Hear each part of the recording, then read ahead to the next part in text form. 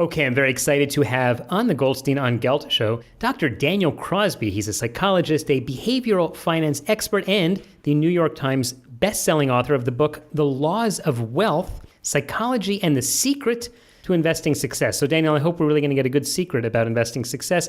Can you just cut right to the chase? Tell us what the secret is. Yeah, the secret is that publishers want you to choose provocative titles to sell books. That's the secret. And so you had financial success because you have an awesome title for your book. All right, I hear it. I'm glad we could all help. I had other titles in mind, and my publisher intervened. Yeah, the slow but steady way to make money, and that doesn't really do it. Yeah, it doesn't do it. Yeah, I hear you, but the fact is, the area you're in behavioral finance. To me, it seems in my day job is I'm a financial advisor. I only do the radio gig once a week. And I find that probably the number one reason that people fail in managing their money is because of them. It's not because the markets are bad. It's just because they keep messing themselves up. What can you teach people about managing money or managing their behavior in order to be better at managing money? Yeah, well, the first thing is just even the realization that what you just said, which I'm totally on board with, that it exists. The very first chapter in the book, and I was intentional about the ordering here, the very first chapter of the book is entitled, You Control What Matters Most. And it's just sort of getting investors wise to this, because I think that most people think that when they look at the predictors of investment success, it's going to be something like timing the market or keeping their thumb on the pulse of political and financial events, or missing out on big crashes. But the point that I try and make in that first one is that more than what the Fed does, more than what Donald Trump or any other world leader does, you are the best determinant of whether or not you're going to reach those goals. And I think that's an empowering message. I cite statistics in there that show that 83% of financial professionals understand that what you just said is the case. 83% of our peers understand that human behavior is the best predictor. But when they ask the end investor, only 6% agree. So there's a very big sort of disconnect between what most financial professionals understand to matter and what most end investors think matters. So I usually describe behavioral finance as the study of why people do the wrong thing, even though they know what the right thing to do is.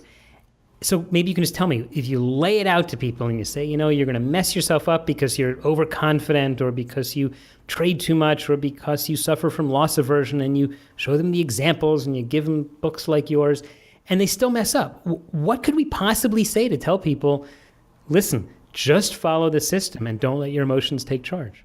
Yeah, so I have a slightly different definition of behavioral finance that just says, it's sort of the study of finance that introduces the messiness of human behavior. And most of that research heretofore has been about biases and mistakes and sort of stupid, silly things we do with our money. But I think there are actually times when human behavior can be turned on its head and be used for its own good. I cite research in the book where little things like showing someone a picture of their children before they're called on to make an important financial decision led to a massive 200+% increase in savings behavior. And, Richard Thaler and Shlomo Bernartzi and others have taken sort of the human tendency to just go with the flow and stick with the status quo, and have used that and turned it on its head to do a program they call Save More Tomorrow, which basically just locks in human laziness so that we just continue to do the right things and save every time we get a bump in pay and things like that. So I think behavioral finance is just integrating the good, bad, and ugly of human behavior into the ways that we make decisions. And surely enough, there are a lot of dumb things we do. But I think that we're redeemable as well, and there are some ways we can turn that behavior on its head. We are talking with Dr. Daniel Crosby, who wrote a book called The Laws of Wealth, talks about behavioral finance. Daniel just said something very fascinating, which is if you show people a photograph of their children, it encourages them to save more or to become better savers. Why do you suppose that is, and how can we use that kind of thing to make people a little more responsible in handling their money? Well, my first book was called Personal Benchmark, and so this is something that I refer to as personal benchmarking. Most of us measure our financial lives by sort of the yardstick of how we're doing relative to the markets.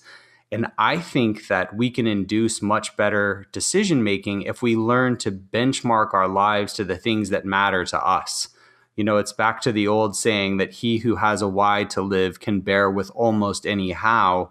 This purpose, this understanding, this meaning can see us through the hard times and the volatility that the market gives us. I think it's only by having a bigger yes that we're able to say no to some of the bad, greedy, fearful behavior that we want to engage in sort of by nature. So I'm a real big believer in integrating purpose, integrating values into the way that you invest, and making it a much more personalized approach makes it more interesting, and it sort of automates better decision making, in my opinion.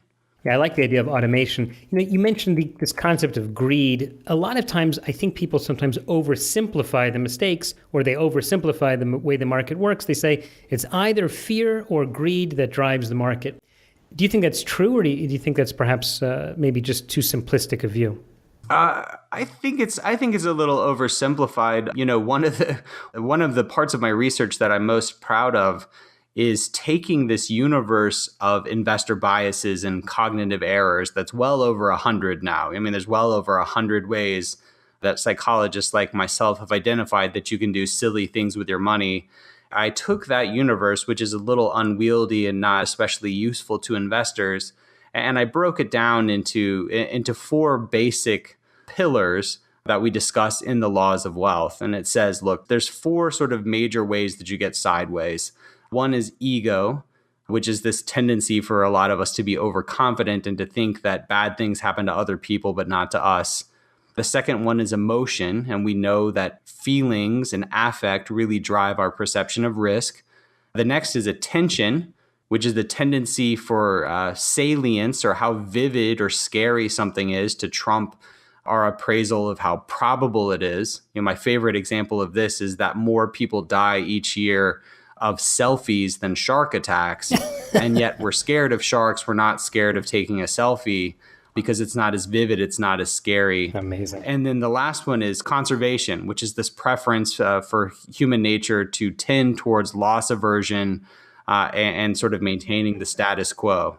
So if you have these 4 reasons, ego, emotion, attention, and conservation, and you can begin to get them under control, perhaps then you can begin to be a better investor. Is that kind of where we're going here?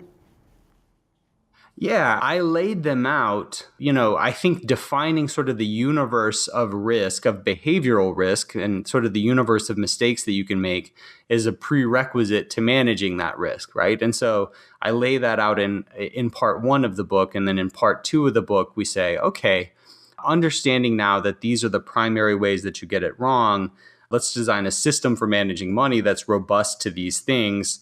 And, to your point earlier, a lot of it has to do with automation, and a lot of it has to do with tuning out noise. And so, the single most powerful piece of advice, I think, is just automating your process. And I cite research in the book that cites over 200 studies. It was a meta-analysis, which is sort of a study of all the studies. And it compares expert decision-making, PhD-level decision-making versus just following simple automated rules, and finds that 94% of the time the rules beat or match the expert.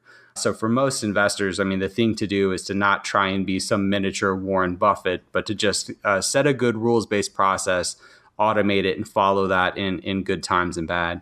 Wow, that is an amazing study, and it's really also an amazing lesson that I think more and more people have to realize is keep it simple, set up a system, and follow the system. Daniel, our system here means that sometimes we have to end the interviews, even though I have a lot more questions. But tell me in the last few seconds, how can people follow you and follow your work?